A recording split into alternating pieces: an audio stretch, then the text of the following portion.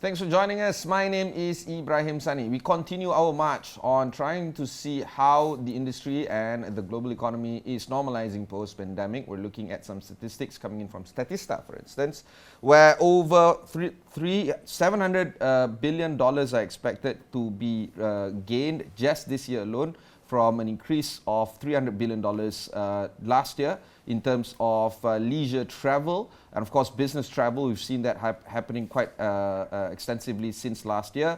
And this year, a lot of expectations are on the resumption of travel to be returning, if not back to the pre-pandemic levels, perhaps even more than that, back in 2019 levels and beyond.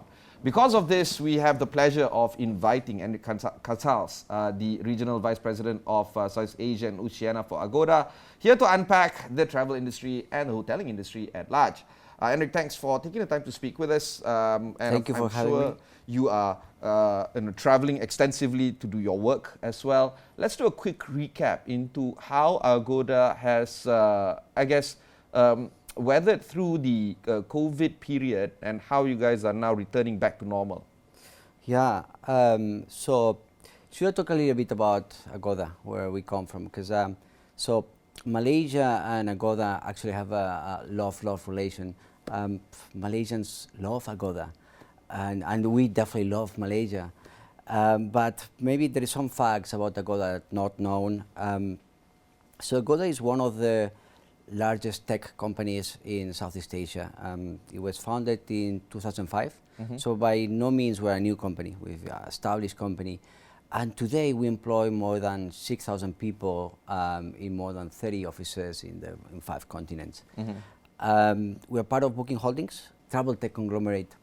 This is Booking.com? Booking Holdings. Booking Holdings is a conglomerate, and Booking.com is one of the brands. Agoda is another brand, and there is other brands like Kayak or Priceline. So we're part of Booking Holdings, and what we do, we as you said, we're in the business of travel. We are an OTA, that stands for Online Travel Agency. So what we do is we cater to the needs of the traveler. So we use tech to offer accommodations, flights, or attractions, or things to do. Yeah,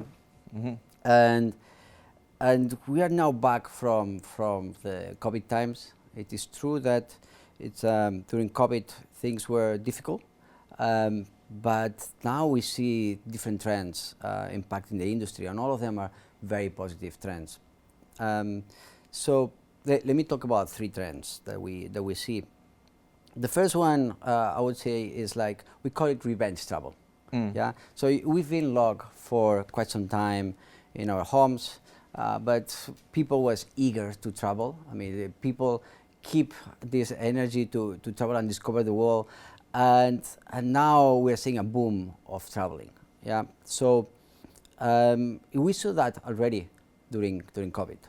We saw that each time restrictions were lifted a little bit, there was mini booms of traveling, and now that restrictions are really lifted, this boom is continuing. No? Like we see in several of our Southeast Asian destinations, we see the domestic market be very vibrant, and in some places it's even 4 times larger than in 2019. And 2019 was a great year. Yeah. So revenge travel is here. It's happening. And for me, it talks about who we are as citizens of the 21st century, because I think traveling has become an essential need of the 21st century traveler or citizen. Okay, yeah? You're talking about 3 trends. Revenge travel is one of them? Yeah, the second one is the return of international travel. Okay. Yeah, we started in US, then Europe, the APAC was the last one. We started in Southeast Asia, then Korea, Japan, and now the last one is China that is opening.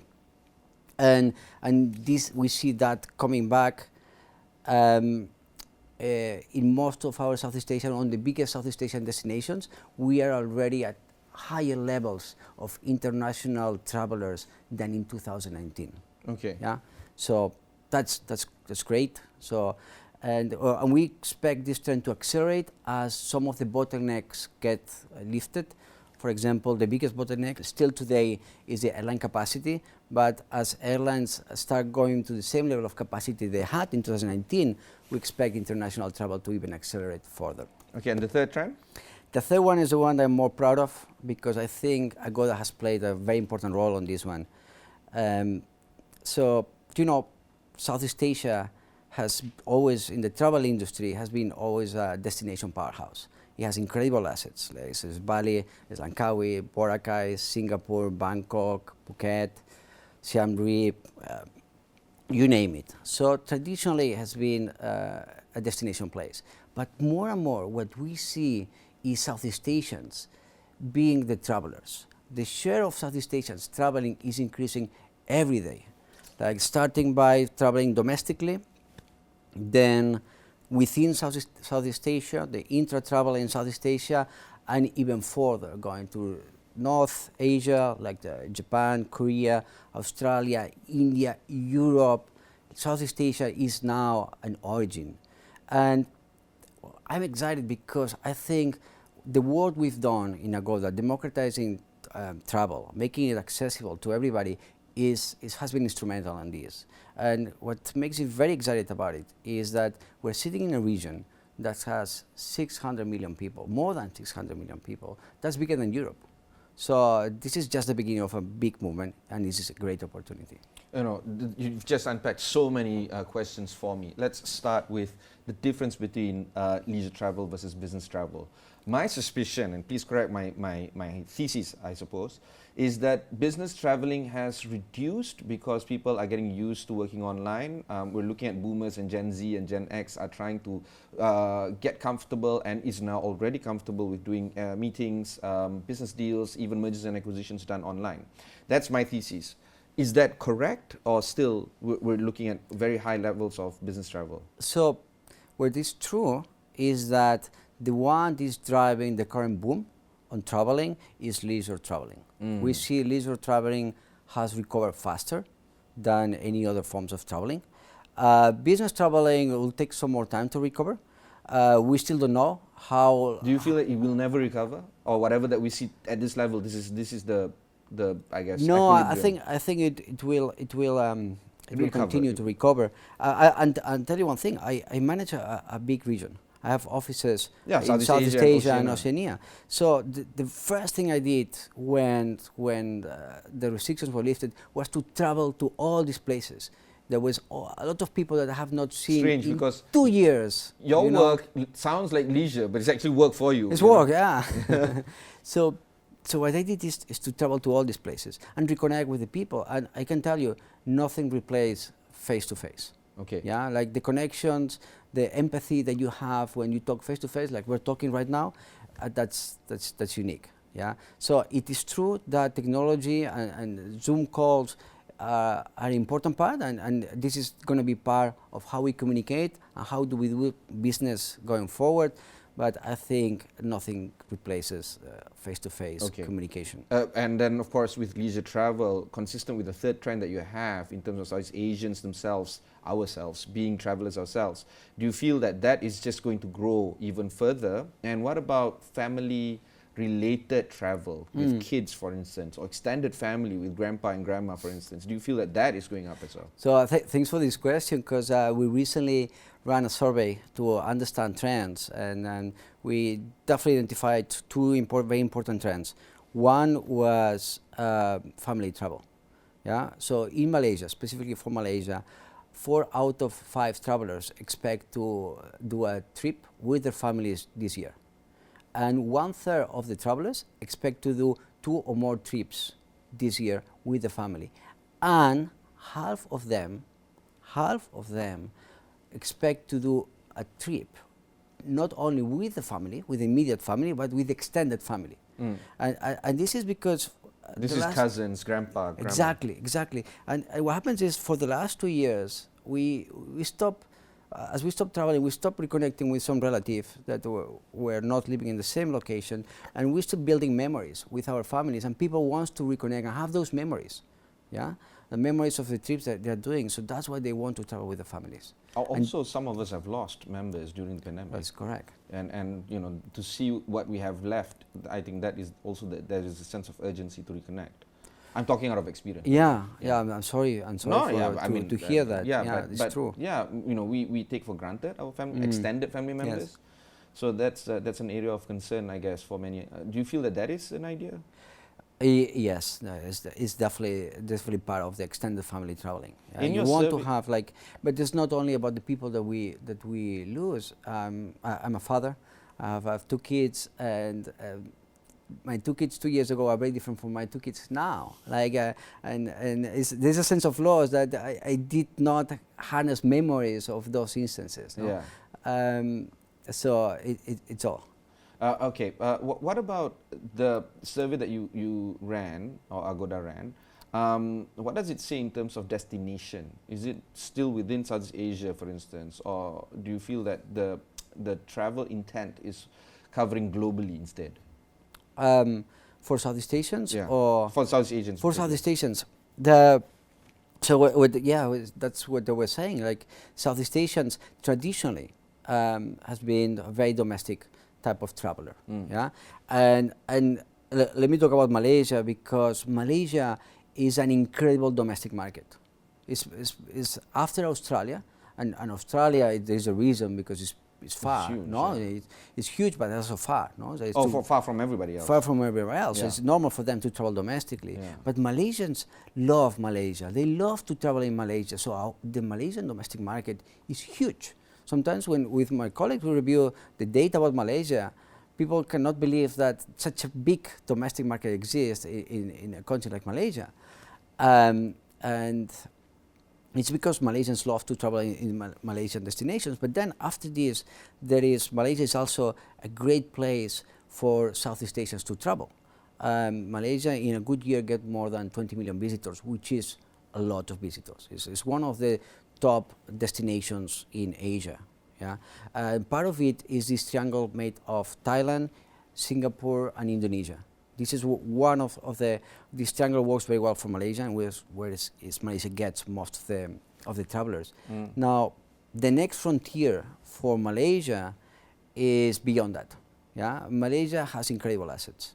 Yeah, Malaysia has natural and cultural assets, has like nice beaches, like in Langkawi, has great mountains like Kinabalu, great diving sites. I want to go to Sipadan.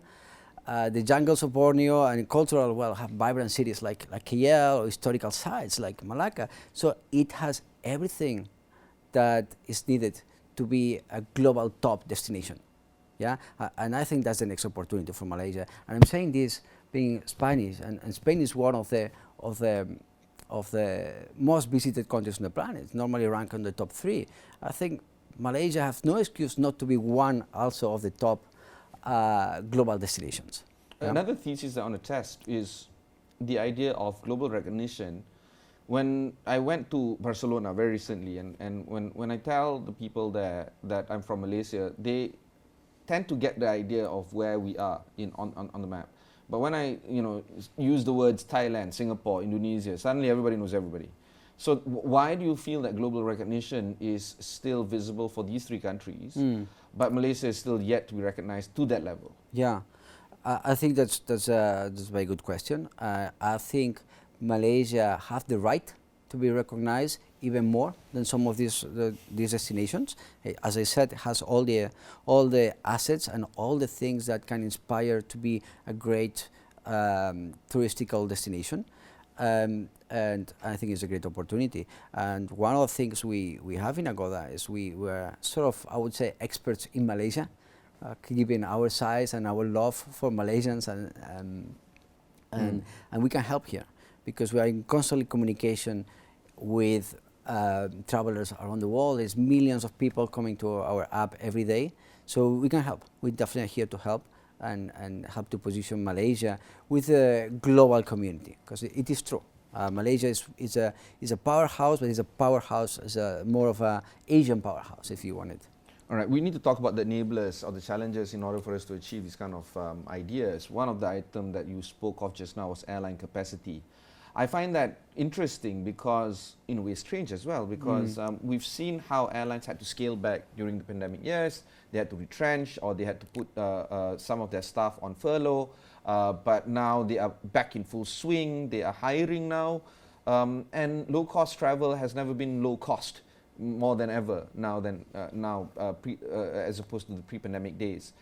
Airlines like Scoot, like Air Asia and many more have already traveled to these kind of destinations that you speak of, Siem Reap, Bali, Chiang Mai, Chiang Rai, Phuket, many more, right? Jakarta even.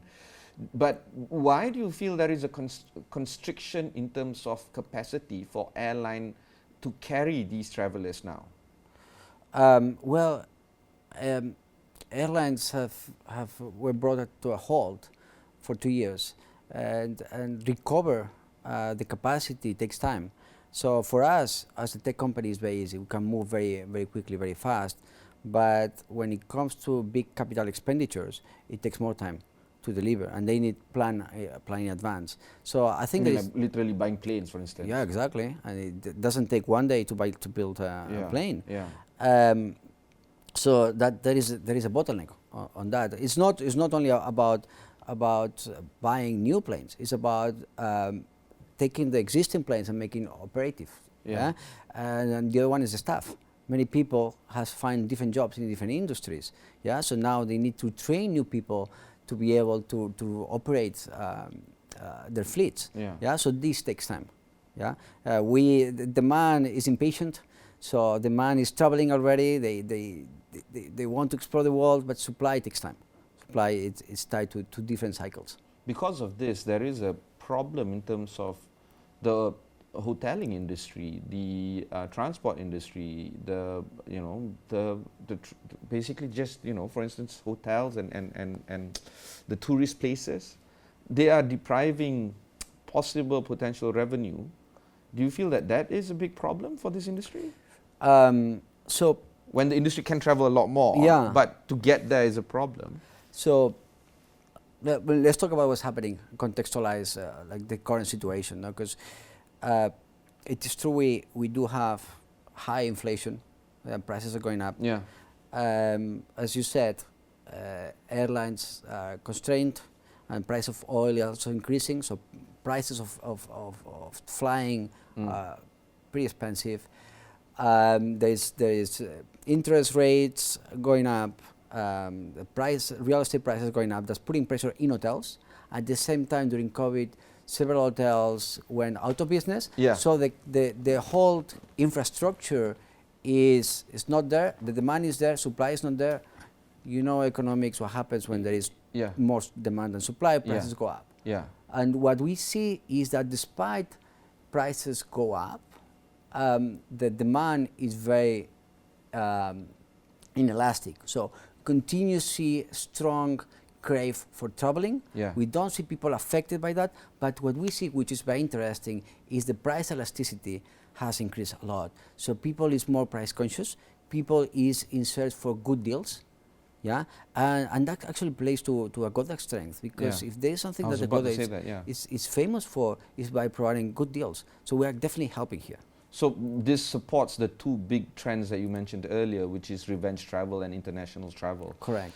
Because of this whole search for best deals and very price-sensitive consumers, do you feel that this is pushing towards the growth of, say, solo traveling or budget traveling or price-conscious traveling and what have you, instead of, say, for instance, luxury travel or experiential travel or honeymoon travel? I don't know how to classify these things, but that is one frame of mind. Another one is this whole budget. Let's just get ourselves there and then bootstrap. Yeah, I think people, what they want now is experiences.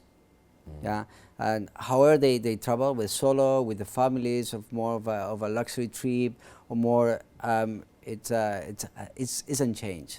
I think what they want is to have experiences and to fill the gaps for the last 2 years. It's unbelievable, because I was seeing somebody, and what we did was during Christmas all the way until the second week of January, we just took a train all the way to Thailand, flew to Vietnam. All this, it was just bootstrapping. It was really low-cost traveling, but at the same time, I've never done this thing before in my life. And the whole purpose of this was that whole idea of trying to find experiential travel. Agoda was one of the many solutions that I'm trying to find in terms of finding the best solutions. But price-conscious people like me, we're very attuned to which sites give us the best? And some of the solutions that we used were not sensitive towards what the provider was, either Agoda or Booking or Hotels.com or Trivago or anything, or Kayak or Skyscanner for us to find tickets. How do you stay on top of your competitors, considering that there are people like me that we really don't care? We have no affinity. We have no hate, but we have no affinity towards online travel agents like yourselves. So that is a very good question. So let me talk about what makes Agoda unique on that sense and why we are able to provide those deals. So we are we like to say we're a tech-first company. Yeah. Or some people say we are a tech company that happens to be in travel. Yeah. So what we do, how do we do is we do have partnerships with a lot of accommodations. Now in Agoda you can find more than 3 million accommodations globally. And we do have very strong partnerships that date back to almost 2 decades. Yeah. So because we have these partnerships and we've been collaborating with these properties for quite some time, they often have great deals with us. Yeah? It's part of this strong partnership. And at the same time, we have AI and machine learning powered marketing that helps our partners to find the right customers at the right time with the right deal. Yeah? And on top of this, we do have 1,000 IT engineers that every day are constantly optimizing, constantly experimenting. Tech is an industry that experiments a lot and try new things in real time, and constantly try new innovations to help consumers find the deals. And that's what makes Agoda unique, and that's what makes us able to often or most of the times provide a great deal to the customer. Very recently I spoke with Airbnb policy head of Southeast Asia. She was mentioning that there's a lot of ideas for experiential travel, but companies like Airbnb, for instance, have to deal with regulatory issues from various countries for good reason, because they're not hiring, they're not partnering with hotels, they're partnering with individuals or companies that offer these kind of services. Do you get into that need for you to deal with regulatory requirements the way, say, for instance, Airbnb does? So we operate globally. We operate in almost all the countries globally. So wherever we go, we have to follow the local regulations, and we do that. Yeah, we do that. What we don't do is to lobby and try to do policy or anything. We stay out of it. What we do is we follow the regulations. We try to use whatever framework is provided in each country. We adapt to that framework, and then we continue help partners and consumers get the best deals.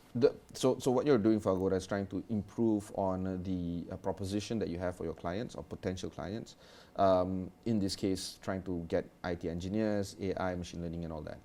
But there is also that whole knock-on effect on the Booking Group, because some of the properties or brands inside the Booking Group does offer the same things that you do. So how do you manage cannibalism in this respect?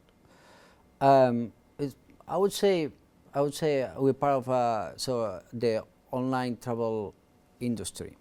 It's an industry that is global by nature. Yeah, so not because you are in Malaysia, you should focus only on Malaysia. Not because you are in Thailand, you should focus only in Thailand. We need to offer good deals wherever you want to go. You want to go to Bhutan?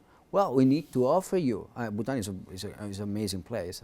No, I mean, of course. No, yeah. It's interesting that you mentioned it, because those are the kind of bucket lists that I want to hit. Yeah, I can tell you a lot about destinations. I'm an avid traveler. I have a goal of reaching 100 different countries visited, and I'm not far from that goal. But okay, coming to the point is we are a global by nature, so we need to be able to provide the best deals wherever you want to go. Yeah. So in the areas in which we are more experts, this is us. We do provide those deals. We have these strong partnerships with the local players, and the local partners. But if you have to provide globally, if you want to go to Uruguay, just to choose one that is pretty far from here, you want to Uruguay, and for some reason we do not have the best partnerships in Uruguay, then we partner with other OTAs, other agencies, other partners, other suppliers. Within the booking group, or it can be anybody? It can be within the booking group or different types of partnerships. But what we cannot be is that you want to go to Uruguay and we cannot give you a great deal. Oh. Yeah, so that shouldn't happen. So that's why we have a network of partnerships all over the world to be able to serve the needs of all the travelers. What about profit sharing or revenue sharing? Everything's done automatically, I suppose, or? Yeah. It's amazing, and everything is real time, I suppose, because we're talking millions of transactions per day. Yeah, so that's part of what tech offers. No, like one of the things we do is we are very nimble, very fast. We can listen at the needs of the customer very quickly, act fast, experiment. So, for example, like what happens during COVID. Yeah, so during COVID, the travel industry suddenly. I wouldn't say evaporate, but changed significantly. It was a totally different. Many companies could not react. They didn't know what to do. But we were lucky in the sense that we listened constantly every day. Not every month, but every day, every hour, every minute, every second to our customers and to our partners. And then we started detecting trends, patterns. We started listening at them and understanding what they were telling us. And we developed 4 strategies, or we launched 4 products that help us navigate the difficult times of COVID and help not only us but also our partners and our customers navigate those times. For example, one of them was we hear that given the uncertainty, consumers wanted flexibility on their bookings. So we developed Easy Cancel, which was a way for partners to offer reasonable cancellation policies to the travelers. The other one is we see that what the customers wanted was to travel around. They could not fly to faraway places, but they could take a car and drive for 2 hours. So we launched Go Local, which was a way to promote local destinations. Yeah? Another thing we saw is the rise of what is called staycations.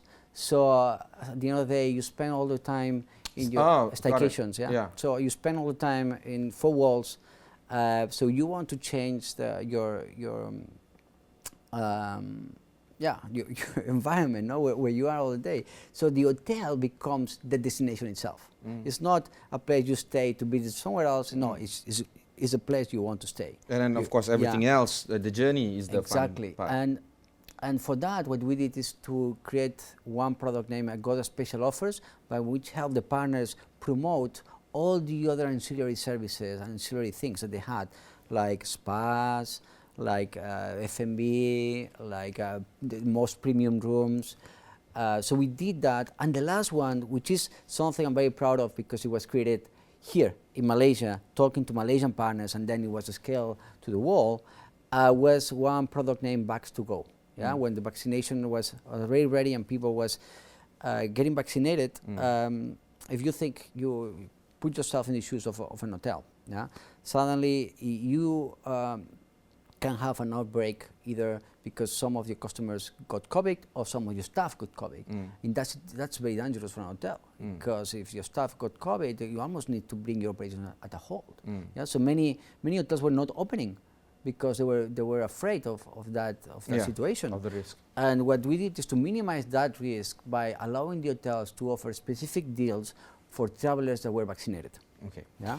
That was our conversation with Enric Casals, the Regional Vice President of Asia and Oceania of Agoda. We had so much fun talking to him. We'll definitely bring him back for the following episode. For now, my name is Ibrahim Sani. Catch you in the next one.